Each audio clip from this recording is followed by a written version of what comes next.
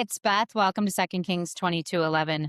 When the king heard the words of the book of the law, he tore his clothes. Reading the Bible to you in a year, today we are in Genesis chapters 10 to 13. These are the descendants of Noah's sons, Ham and Japheth, to whom children were born after the flood. The descendants of Japheth, Gomer, Magog, Madai, Javan, Tubal, Meshach, and Tiras. The descendants of Gomer, Ashkenaz, Diphath, and Togarmah. The descendants of Javan, Elisha, Tarshish, the Kittim, and the Rodanim. These are the descendants of Japheth, by their lands, each with its own language, according to their clans, by their nations. The descendants of Ham, Cush, Mizraim, Put, and Canaan. The descendants of Cush, Seba, Havilah, Sabta, Ramah, and Sabteka. The descendants of Ramah, Sheba, and Dedan. Cush became the father of Nimrod, who was first to become a mighty warrior on earth. He was a mighty hunter in the eyes of the Lord, hence the saying, like Nimrod, a mighty hunter in the eyes of the Lord. His kingdom originated in Babylon, Erech, and Akkad, all of them in the land of Shinar.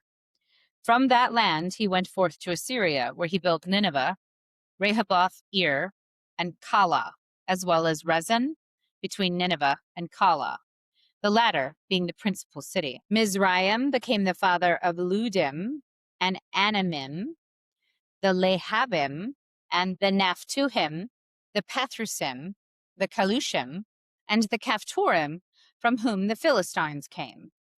Canaan became the father of Sidon, his firstborn, and of Heth, also of the Jebusites, the Amorites, the Girgashites, the Hivites, the Arkites, the Sinites, the Arvadites, the Zemarites, and the Hamathites.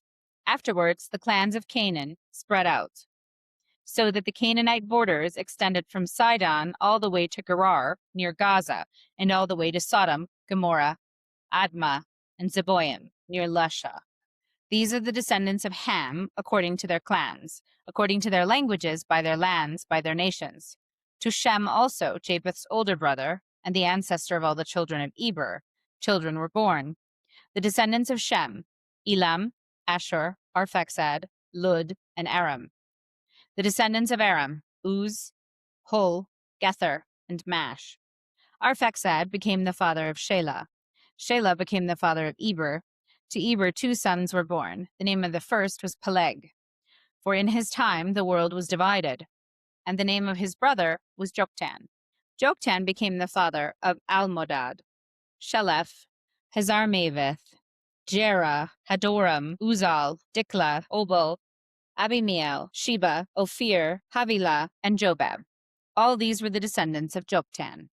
Their settlements extended all the way from Mesha to Safar, the eastern hill country. These are the descendants of Shem, according to their clans, according to their languages, by their lands, by their nations.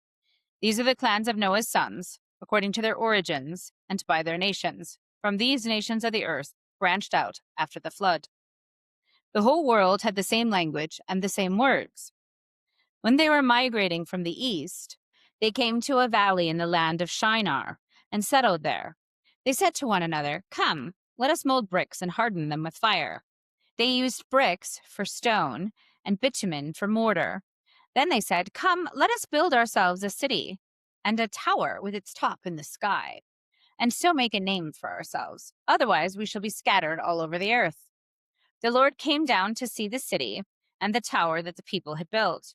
Then the Lord said, "If now, while they are one people and all have the same language, they have started to do this, nothing they presume to do will be out of their reach. Come, let us go down there and confuse their language, so that no one will understand the speech of another." So the Lord scattered them from there all over the earth, and they stopped building the city. That is why it was called Babel, because there the Lord confused the speech of all the world. From there the Lord scattered them all over the earth. These are the descendants of Shem. When Shem was 100 years old, he begat Arphaxad, 2 years after the flood. Shem lived 500 years after he begot Arphaxad, and he had other sons and daughters. When Arphaxad was 35 years old, he begot Shelah. Arphaxad lived 403 years after he begot Shelah, and he had other sons and daughters. When Shelah was 30 years old, he begat Eber. Shelah lived 403 years after he begat Eber, and he had other sons and daughters. And when Eber was 34 years old, he begat Peleg. Eber lived 430 years after he begot Peleg, and he had other sons and daughters. When Peleg was 30 years old, he begat Reu. Peleg lived 209 years after he begat Reu, and he had other sons and daughters. When Reu was 32 years old, he begat Serug. Reu lived 207 years after he begat Serug, and he had other sons and daughters. When Serug was 30 years old, he begat Nahor. Serug lived 200 years after he begat Nahor, and he had other sons and daughters. When Nahor was 29 years old, he begat Terah. Nahor lived 119 years after he begat Terah, and he had other sons and daughters. When Terah was 70 years old, he begot Abram, Nahor, and Haran. These are the descendants of Terah. Terah begat Abram, Nahor, and Haran begot Lot. Haran died before Terah his father in his native land, in Ur of the Chaldeans. Abram and Nahor took wives. The name of Abram's wife was Sarai, and the name of Nahor's wife was Milcah, daughter of Haran, the father of Milcah and Ishcah. Sarai was barren; she had no children. Terah took his son Abram, his grandson Lot, his son Haran, and his daughter-in-law Sarai, the wife of his son Abram, and brought them out of Ur of the Chaldeans to go to the land of Canaan. But when they reached Haran, they settled there. The lifetime of Terah was 205 years. There Terah died in Haran. The Lord said to Abram, "Go forth from your land, your relatives, and your father's house, to a land that I will show you. I will make you a great nation, and I will bless you. I will make your name great, so that you will be a blessing. I will bless those who bless you, and curse those who curse you. All the families of the earth will find blessing in you." Abram went as the Lord directed him, and Lot went with him. Abram was 75 years old when he left Haran. Abram took his wife Sarai, his brother's son Lot, all the possessions that they had accumulated, and all the persons they had acquired in Haran, and they set out for the land of Canaan. When they came to the land of Canaan, Abram passed through the land as far as the sacred place at Shechem, by the oak of Moreh. The Canaanites were then in the land. The Lord appeared to Abram and said, "To your descendants I will give this land." So Abram built an altar there to the Lord, who had appeared to him. From there he moved on to the hill country east of Bethel, pitching his tent with Bethel to the west and Ai to the east. He built an altar there to the Lord and invoked the Lord by name. Then Abram journeyed on by stages to the Negev. There was a famine in the land, so Abram went down to Egypt to sojourn there, since the famine in the land was severe. When he was about to enter Egypt, he said to his wife Sarai, "I know that you are a beautiful woman. When the Egyptians see you, they will say, 'She is his wife.' Then they will kill me, but let you live. Please say, therefore, that you are my sister, so that I may fare well on your account, and my life may be spared for your sake." When Abram arrived in Egypt, the Egyptians saw that the woman was very beautiful. When Pharaoh's officials saw her, they praised her to Pharaoh, and the woman was taken into Pharaoh's house. Abram fared well on her account, and he acquired sheep, oxen, male and female servants, male and female donkeys, and camels. But the Lord struck Pharaoh and his household with severe plagues because of Sarai, Abram's wife. Then Pharaoh summoned Abram and said to him, "How could you do this to me? Why did you not tell me she was your wife? Why did you say, 'She is my sister,' so that I took her for my wife? Now here is your wife. Take her and leave." Then Pharaoh gave his men orders concerning Abram, and they sent him away with his wife and all that belonged to him. From Egypt, Abram went up to the Negev with his wife and all that belonged to him, and Lot went with him. Now Abram was very rich in livestock, silver, and gold. From the Negev he traveled by stages towards Bethel, to the place between Bethel and Ai, where his tent had formerly stood, the site where he had first built the altar, and there Abram invoked the Lord by name. Lot, who went with Abram, also had flocks and herds and tents, so that the land could not support them if they stayed together. Their possessions were so great that they could not live together. There were quarrels between the herders of Abram's livestock and the herders of Lot's livestock. At this time, the Canaanites and the Perizzites were living in the land. So Abram said to Lot, "Let there be no strife between you and me, between your herders and my herders, for we are kindred. Is not the whole land available?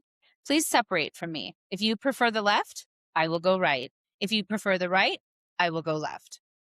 Lot looked about and saw how abundantly watered the whole Jordan plain was as far as Zoar, like the Lord's own garden, or like Egypt.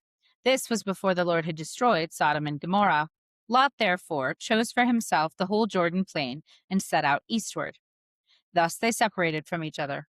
Abram settled in the land of Canaan, while Lot settled among the cities of the plain, pitching his tents near Sodom. Now the inhabitants of Sodom were wicked, great sinners against the Lord. After Lot had parted from him, the Lord said to Abram, "Look about you, and from where you are, gaze to the north and south, east and west. All the land that you see, I will give you and your descendants forever. I will make your descendants like the dust of the earth. If anyone could count the dust of the earth, your descendants too might be counted. Get up and walk through the land, across its length and breadth, for I give it to you." Abram moved his tents and went on to settle near the oak of Mamre, which is in Hebron. There he built an altar to the Lord. The book of Matthew, chapter 23, verse 13 through 39. Woe to you, scribes and Pharisees, you hypocrites! You lock the kingdom of heaven before human beings. You do not enter yourselves, nor do you allow entrance to those trying to enter. Woe to you, scribes and Pharisees, you hypocrites! You traverse sea and land to make one convert, and when that happens, you make him a child of Gehenna twice as much as yourselves. Woe to you, blind guides, who say, "If one swears by the temple, it means nothing, but if one swears by the gold of the temple, one is obligated." Blind fools! Which is greater, the gold or the temple that made the gold sacred?